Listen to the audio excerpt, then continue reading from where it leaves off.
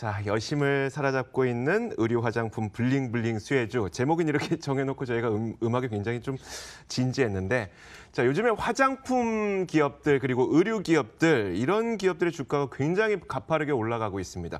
시장이 1월 들어서 급반등했던 것에 비해서도 훨씬 더 가파르게 올라가고 있고 신고가를 경신하고 있는 기업들도 속출하고 있어서요. 사실 이제 주가만 보자면 내가 지금 들어가긴 좀 부담스러울 것 같다 싶으면서도 워낙 그 분위기가 좋다 보니까 지금이라도 들어가 봐야 되나 많은 고민들을 하고 계실 텐데 저희가 화장품주, 의류 관련주들 저희가 지금부터 분석을 해드리도록 하겠습니다. 자, DB금융투자 박현진 연구원 나오셨습니다. 어서 오세요. 안녕하세요. 작년에 나오셨던 게 한참 신세계 인터내셔널과 필라코리아 막 올라갈 때 그때 한번 나오셨었죠. 그런 것 같습니다. 그리고 또 다시 올라갈 때 나오시고 매번 올라갈 때만 나오시는데 일단 얼마 전에 이제 스킨푸드가 법정 관리에 들어갔었잖아요. 1세대 로드샵, K뷰티의 성공을 이끌었던 업체였었는데 그러니까 법정 관리 들어갔었고 반면에 요즘에는 이제 헬스앤뷰티 스토어라고 해서 올리브영 아니면 랄라블라 뭐 이런 쪽에서 잘 팔리는 그런 기업들이 요즘에 많이 좀 뜨고 있는 것 같은데 이게 왜 이렇게 바뀐 게 된 걸까요? 일단은 중저가 로드샵 브랜드들의 지속적인 할인 경쟁을 좀 들 수 있을 것 같고요. 네. 또 킬러 아이템의 부재가 그 업종 부진의 주 요인이라고 좀 꼽고 있습니다. 중저가 로드샵 브랜드들을 바라보는 소비자들의 피로도가 사실 과거보다 좀 높아졌다라고 보는 견해도 있고요. 네. 또 가장 근본적인 문제점으로 파고 들어가면 새로운 신규 브랜드 혹은 아이템 발굴이 부재했다는 점을 좀 꼽을 수 있을 것 같습니다. 이러한 소비자들의 욕구를 H&B 스토어나 같은 그런 멀티 브랜드 매장 혹은 온라인 브랜드들이 채워주는 경향이 상당히 높아지고 있다라고 파악을 하고 있고요. H&B 스토어에 가보면 다양한 브랜드를 놓고 테스트를 할 수 있는 게 최대 장점이죠. 그래서 또한 온라인상에서 화장품 리뷰 문화가 확산되고 있기 때문에 온라인 구매에 대한 거부감도 사라지는 양상이라고 보시면 됩니다. 결국은 제품이 문제였던 거네요. 아무래도 사실 이슈 아이템들이 모여 브랜드를 만들어 나가는 게 우리나라 기업들의 특징이기 때문에 아무래도 이슈 아이템의 부재가 좀 상당히 좀 최근에 저성과의 연결로 이어졌다라고 보고 있습니다. 로드샵에서는 해당 브랜드의 제품만 볼 수가 있는 거고, 그러니까 그렇죠. 거기에서는 좋은 아이템이 없으면 이제 안 가는 거고. 다만 올리브영이나 아니면 랄라블라의 경우에는 내가 이 회사 제품 마음에 안 들면 딴 회사 제품 거기서 또 보면 되니까 맞습니다. 그쪽에서 잘 팔리는 거고. 알겠습니다. 결국은 제품이 문제였었던 거네요. 하지만 이제 우리가 좀 연장선상에서 생각을 해보면 다양한 회사들이 어쨌든 화장품을 만들게 되고 그것이 이제 올리브영 이쪽에서 경쟁을 하게 되지만 결국 OEM 업체나 ODM 업체 이런 화장품 OEM 업체들은 또 수혜를 받을 수 있는 거니까요. 한국콜막, 코스맥스 이런 것들이 최근에 또 주가 움직임도 좋은데 앞으로도 잘 갈 걸로 보이세요? 일단은 최근에 OEM 기업들이 주가가 좋은 이유는 두 가지로 좀 꼽을 수 있을 것 같은데요. 국내에선 해외 바이어들 수주가 증가하고 있는 추세라고 보시면 됩니다. 사실 또 이 외에도 요즘에 이제 원 브랜드나 아니면 작은 중소 브랜드들, 온라인 브랜드들이 최근에 이제 OEM 기업들에게 수주를 주는 경우가 상당히 많아졌고요.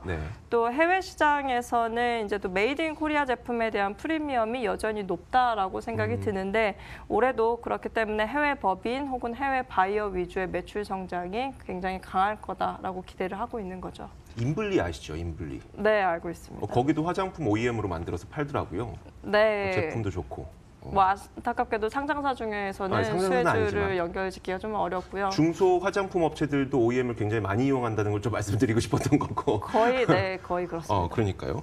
알겠습니다.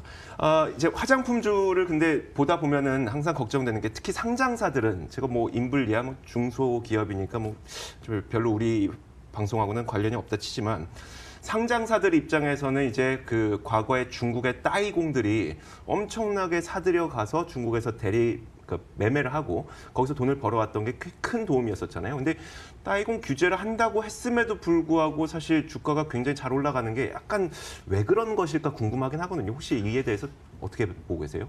2017년 3월부터 중국인 관광객이 급감하기 시작했었고 최근에는 다시 이제 중국인 관광객들이 들어오는 추세로 보입니다. 월 평균 30에서 40% 정도씩 꾸준히 증가하고 있고요.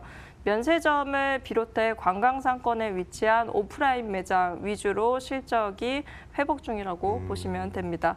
그리고 중국의 그 밀레니얼 세대들의 소비 성향과 중국 여성들의 눈높이가 사실 굉장히 빠르게 올라오고 있기 때문에 과거만큼 1인당 객단가가 증가하는 추세로 보기는 사실 어려울 수도 네. 있습니다. 객수가 증가하는 폭만큼의 실적 회복세는 가능할 거라고 보고 있는 거고요. 또한 해외도 여전히 한국 기업들에겐 기회의 시장이라고 보고 있는데 그 유럽과 미국 브랜드 대비해서 브랜드 경쟁력에서 우위에 서기 어려운 좀 네네. 환경적 요인을 인식해야 되거든요. 그리고 대신에 기술력이나 품질력, 아이템의 혁신으로 기회를 잡는 형태가 되어야 될 것으로 보고 있습니다. 그러니까 제가 화장품주를 이해하기 위해서 그러면 중국인 한 명당 대량 구매하는 게 더 많이 사는 거냐? 아니면 한 명은 조금씩 사지만 더 많은 사람이 사는 게 더 많이 남는 거냐? 이게 궁금한 거거든요. 어떻게 좀... 네, 앞으로는 사실 후자 쪽으로 가게 될 가능성이 크다라고 네네. 보고 있고요. 최근에 중국의 신전자상거래법도 그렇고 계속해서 대규모 따이공들을 규제하는 방향으로 가고 있고 지금의 면세점 성장을 이끌어내는 거는 개별 관광객들의 소규모 구매가 네. 상당히 좀 수요가 강하다라고 보고 있거든요. 그래서 앞으로의 추세도 계속해서 그 개별 관광객들의 어떤 개별 수요에 이끌릴 가능성이 크다라고 보고 있습니다. 매출 실적을 보자니 이게 또 증명이 되고 있는 거고요. 맞습니다. 알겠습니다. 자, 화장품 내의 최선호주를 한번 골라보도록 하겠습니다. 어떤 종목들을 좀 좋게 보고 계신가요? 저는 LG생활건강을 계속적으로 좋게 보고 네. 있습니다. 이유는 이제 타사 대비 상반기 실적 모멘텀이 좀 우위에 있다라고 보고 있고요. 계속 인바운드 늘어나면서 면세점이 고성장을 띠고 있고 또 생활용품이 선제적으로 SKU 조정을 시작하는 등 구조조정의 효과가 4분기부터 나오고 있었다라고 네. 보시면 됩니다. 그리고 음료는 생산성을 개선하고 ASP 상승에 따른 매출과 이익 개선이 동시에 좀 기대되는 바이고요. 그리고 이외에 코스맥스도 좀 좋게 보는 종목 중에 네. 하나인데 해외 법인 위주의 성장이 높을 전망이고요. 또 국내는 글로벌 브랜드들의 수주가 증가하게 될 것이다라고 보고 있습니다. 이외에 중소형주 중에선 클리오도 선제적으로 구조조정을 끝내놓은 기업이기 때문에 클리오도 그런 개중에 그 중소형사들 중에서는 어닝 모멘텀이 좀 빠르게 회복세에 있다라고 보고 있고요. 자, 투자 성향별로 봤을 때 어떤 종목을 어떻게 선택하는 게 나을까요? 세 가지 종목을 말씀해 주셨는데. 이제 안정적으로 보자면 LG생활건강이 가장 조금 안정적으로 갈 수 있을 것 같고요. 이외에 조금 더 어떤 턴어라운드 스토리로 해서 조금 더 과감한 플레이를 하실 수 있다라고 하면 클리오도 나쁘지 않을 것 같습니다. 알겠습니다. 이어서 저희가 의류주 한번 살펴보도록 하겠습니다. 자, OEM 특히 이제 주문 생산 방식을 택하고 있는 의류 업체들의 경우에는 한동안 굉장히 좋지 못한 모습도 나타나기도 했었는데 최근에 좀 오르고 있었어요. 요즘에 이거는 왜 그렇다고 보세요? 전방 수요 회복에 따른 수주 회복이 가장 큰 요인이라고 보고 있습니다.